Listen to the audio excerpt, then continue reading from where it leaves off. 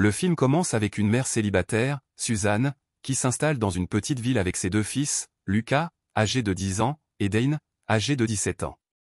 On découvre que la famille n'arrête pas de déménager pour une raison inconnue, et qu'ils vivaient auparavant à Brooklyn. Dane est très contrarié de devoir quitter ses amis et sa vie en ville. Cependant, Suzanne l'encourage à donner une chance à leur nouvelle maison et lui assure qu'il s'adaptera rapidement. Pendant qu'ils déballent leurs affaires, Dane effraie Lucas en portant un masque de clown. Le petit garçon, qui a une peur bleue des clowns, se plaint immédiatement à leur mère, ce qui vaut à Dane une réprimande. Mais ce dernier semble s'en moquer, jusqu'à ce qu'il remarque leur séduisante voisine, Julie, se relaxant sur son porche, ce qui le rend nerveux. Le lendemain matin, Suzanne part au travail, avertissant ses fils de ne pas causer de problème. Plus tard, Lucas demande à son frère de jouer avec lui, mais celui-ci est trop occupé à observer Julie par la fenêtre. Agacé, Lucas s'approche de Julie pour se présenter, pendant que Dane les observe. Ils discutent un moment, et le petit garçon finit par révéler brusquement que son frère a un faible pour elle. En entendant cela, Dane, furieux, commence à poursuivre son frère pour lui donner une leçon. Ils finissent par descendre au sous-sol où, en essayant de ranger après avoir renversé une étagère, ils découvrent une étrange trappe verrouillée avec plusieurs cadenas. Curieux, les frères commencent à chercher les clés, qu'ils trouvent finalement dans une boîte de conserve. Ensuite, ils déverrouillent les cadenas et découvrent un trou noir profond. Ils jettent des clous pour mesurer sa profondeur, mais n'entendent aucun son indiquant qu'ils ont touché le fond. Les frères attachent alors une lampe de poche à une poupée et la descendent dans le trou à l'aide d'une corde. Cependant, la lumière s'éteint rapidement, et quelque chose tire violemment sur la poupée, brisant la corde. Cela laisse les frères perplexes. À ce moment-là, Julie arrive et demande ce qui se passe. Il lui montre le trou, et elle devient également curieuse. Julie commente que c'est peut-être simplement un trou profond creusé par l'ancien propriétaire, Karl le Bizarre. Mais ils veulent quand même enquêter et décident de descendre une caméra pour filmer l'intérieur. Plus tard, dans le salon, ils regardent les images, mais tout ce qu'ils voient est une lumière vive provenant d'un mur. C'est alors que Suzanne rentre à la maison, et tandis que le trio la salue, un œil effrayant apparaît brièvement à l'écran. Le lendemain matin, Lucas va à l'école pour son premier jour, tandis que Dane et Julie explorent la ville. Ils s'arrêtent dans un café pour déjeuner, où Dane raconte à Julie sa vie à Brooklyn. Il remarque ensuite son collier unique et lui demande si c'est un cadeau de son petit ami. Cependant, Julie rit et révèle que c'est un cadeau d'un ami. L'après-midi, lorsque Lucas rentre de l'école, Suzanne appelle Dane pour lui demander de rentrer rapidement. Elle se dépêche ensuite de partir au travail, laissant Lucas seul à la maison. Plus tard, en entrant dans sa chambre, Lucas remarque une horrible poupée de clown qui le terrifie. Il suppose que c'est une blague de son frère et décide de la placer dans le lit de Dane pour lui rendre l'appareil. Pendant ce temps, Julie se trouve dans les toilettes publiques lorsqu'elle remarque une petite fille en train de pleurer dans une cabine. Elle décide de s'approcher pour la réconforter, mais les lumières s'éteignent soudainement. La porte se verrouille également, et la fille commence lentement à se diriger vers elle, terrifiant Julie. Mais avant que la situation ne dégénère, plusieurs filles entrent dans les toilettes, les lumières se rallument, et la chose effrayante disparaît. Ailleurs, Lucas, curieux, se rend au sous-sol et ouvre la trappe. Il demande si quelqu'un est là, et entend bientôt des bruits de pas et des clochettes autour de lui. Lorsqu'il se retourne, il est surpris de voir le clown effrayant du début dans le sous-sol, lui faisant un clin d'œil. Terrifié, Lucas tente de fuir, mais le clown lui bloque le chemin et lui jette des objets. Cependant, le garçon parvient à s'échapper et remarque que le clown essaie d'ouvrir la porte de l'autre côté, mais s'arrête rapidement. Quelques instants plus tard, Dane rentre à la maison, et Lucas, effrayé, lui raconte tout ce qui s'est passé. Les deux frères descendent ensemble au sous-sol, mais le clown effrayant n'est plus là. À la place, ils voient une petite fille jouer, qui semble être la même que celle que Julie a vue dans les toilettes. Elle dit qu'elle ne veut pas mourir, et les frères sont alarmés en voyant du sang couler de ses yeux. La fille quitte ensuite le sous-sol, et les frères la suivent, mais elle disparaît rapidement. Dehors, ils rencontrent Julie et lui demandent si elle a vu une petite fille, mais elle nie. Le trio retourne ensuite au sous-sol, où ils voient la fille ramper comme un insecte dans le trou. La trappe se referme soudainement, les laissant stupéfaits par ce qui vient de se passer. Ensuite, le trio s'arme de casques et d'autres objets en attendant que la fille réapparaisse. Ils spéculent sur ce que pourrait être le trou et supposent qu'il pourrait être une entrée vers l'enfer ou quelque chose de similaire.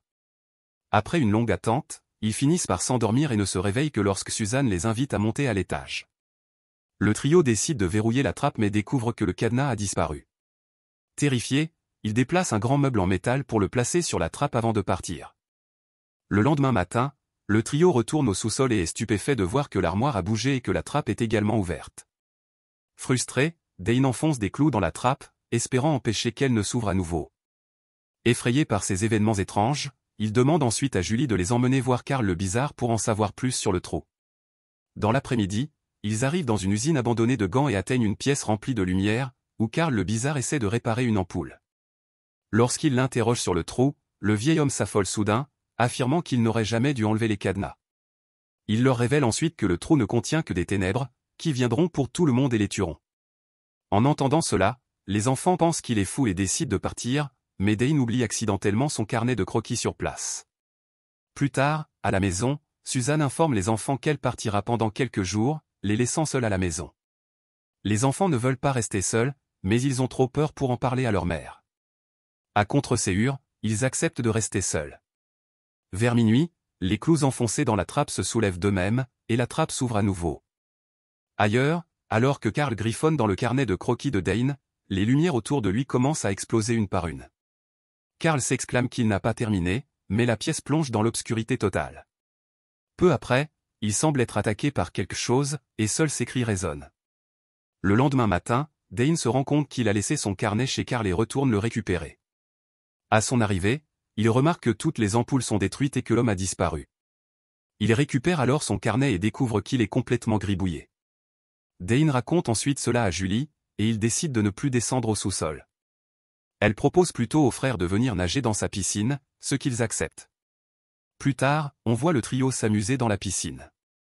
Mais Dane remarque alors une silhouette au loin qui disparaît rapidement. Il sort immédiatement de l'eau et découvre plusieurs empreintes de chaussures à proximité. Julie affirme que c'est probablement son père, mais Dane n'en est pas convaincu.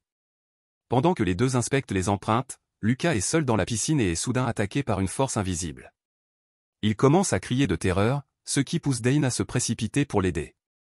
Une fois le petit garçon mis en sécurité, il révèle que c'était à nouveau le clown qui l'a attaqué sous l'eau. Plus tard dans la nuit, Lucas dort profondément quand Dane remarque une petite empreinte de main sur la jambe de son frère. Cela lui semble familier, alors il cherche dans son carnet de croquis dans sa chambre. Effectivement, il trouve une empreinte similaire. Il déchire alors toutes les pages du carnet et les dispose sur le sol pour former un puzzle. Mais avant qu'il ne puisse comprendre de quoi il s'agit, il entend un sifflement inquiétant. Dane se rend ensuite dans la salle à manger et trouve une lettre sur la table, envoyée par son père, qui est emprisonné dans la prison d'État du New Jersey.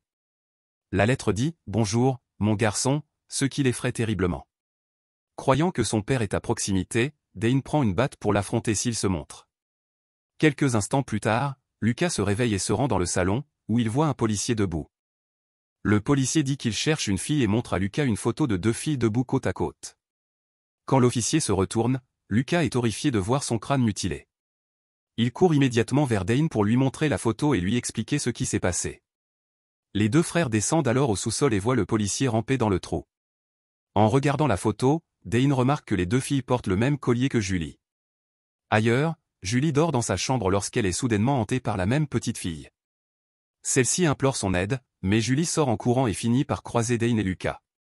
Dans un retournement de situation choquant, Julie révèle qu'elle reconnaît enfin la fille comme étant Annie, sa meilleure amie d'enfance. Elle raconte qu'elle jouait sur les rails d'un vieux grand 8 lorsqu'un accident s'est produit, entraînant la chute mortelle d'Annie. Pendant l'incident, un policier venu porter secours est également tombé et mort. Julie pense que tous les événements étranges sont dus à cet accident et décide de retourner au parc d'attractions pour affronter son passé. Peu après, Julie trouve Annie assise au même endroit où elle est tombée. Elle se remémore leur passé, et la fille morte accuse Julie d'avoir causé sa mort.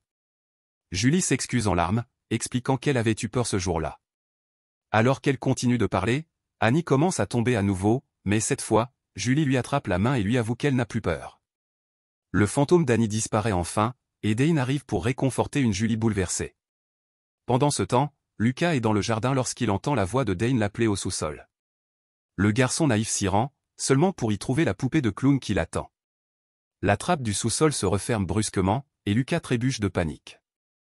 Ensuite, le garçon et le clown se battent, ce dernier frappant Lucas à plusieurs reprises avec ses petits bras. Cependant, Lucas réussit à se libérer et à esquiver le clown, qui finit par se jeter contre les lames tournantes d'un ventilateur, se brisant finalement en morceaux. Peu de temps après, Julie et Dane rentrent à la maison et trouvent Lucas ravi, qui leur raconte tout ce qui s'est passé. Il déclare également qu'il n'a plus peur des clowns. Le trio théorise ensuite que le trou manifeste leurs peurs les plus profondes lorsqu'ils le regardent. Lorsque les autres demandent à Dane quelle est sa peur, il répond qu'il n'a peur de rien. Néanmoins, ils comprennent qu'il n'est plus sûr de rester ici, alors Julie propose que les frères passent la nuit chez elle. Lucas retourne alors dans sa chambre pour préparer ses affaires pendant que Julie et Dane examinent les croquis de Carl. Peu de temps après, ils finissent par assembler tous les croquis pour compléter un puzzle et se rendent compte qu'il représente un homme traînant un garçon. Cette découverte terrifie Dane, car il comprend que son frère est en danger. Julie, confuse, demande ce qui se passe, et Dane admet enfin qu'il a peur de son père. En réalité, cet homme a abusé de sa famille pendant des années, ce qui lui a valu d'être emprisonné. C'est la raison pour laquelle ils déménagent constamment, espérant que leur père ne les retrouve pas. Dane est convaincu que son père a attiré Lucas dans le trou, alors il décide d'y aller et d'affronter sa peur. Dane saute alors dans le trou et flotte pendant quelques minutes avant de voir des bâtiments autour de lui. Il aperçoit Lucas demandant de l'aide à travers une fenêtre et se dirige vers lui, atterrissant dans une pièce qui ressemble exactement à leur ancien salon. À l'intérieur d'un placard, il trouve Lucas, qui lui dit que leur père l'a utilisé comme appât pour attirer Dane dans le trou. Dane remarque alors une échelle qui les mènera hors du sous-sol. Il aide Lucas à grimper pour le mettre en sécurité, mais avant que Dane ne puisse s'échapper, il est attrapé par son père et tiré hors du placard. Ensuite, le garçon affronte le monstre représentant son père, qui commence à le frapper avec une ceinture. Le père l'accuse d'avoir laissé Lucas prendre les coups à sa place quand ils étaient plus jeunes. Mais Dane révèle que ce n'est pas vrai et contre-attaque. Il explique qu'il est maintenant adulte et qu'il n'est plus l'enfant qui avait peur de son père. Avec chaque insulte que Dane lui lance, son père rétrécit et s'affaiblit, jusqu'à ressembler à un homme normal et chétif. À ce moment-là, l'environnement commence à s'effondrer, et le sol sous leurs pieds s'effondre. Cela laisse Dane et son père coincés sur une île sous un ventilateur de plafond. Dane utilise une ceinture pour se hisser jusqu'au ventilateur avant de donner un coup final au sol avec la boucle. Ce coup provoque l'effondrement du sol, plongeant son père dans le vide. Après avoir surmonté sa peur, Dane grimpe sur la ligne électrique et retourne dans son monde, où Lucas et Julie l'attendent. Il referme immédiatement la trappe, mais n'ont rien pour la verrouiller. À ce moment-là, Suzanne entre de façon inattendue dans le sous-sol et remarque la trappe.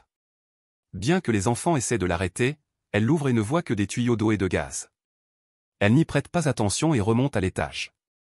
Lucas demande à Suzanne ce qui lui fait peur, et elle répond que la seule chose qui l'effrayait enfant était un monstre qu'elle pensait vivre sous son lit. Dès qu'elle dit ces mots, la trappe s'ouvre à nouveau, et le film se termine.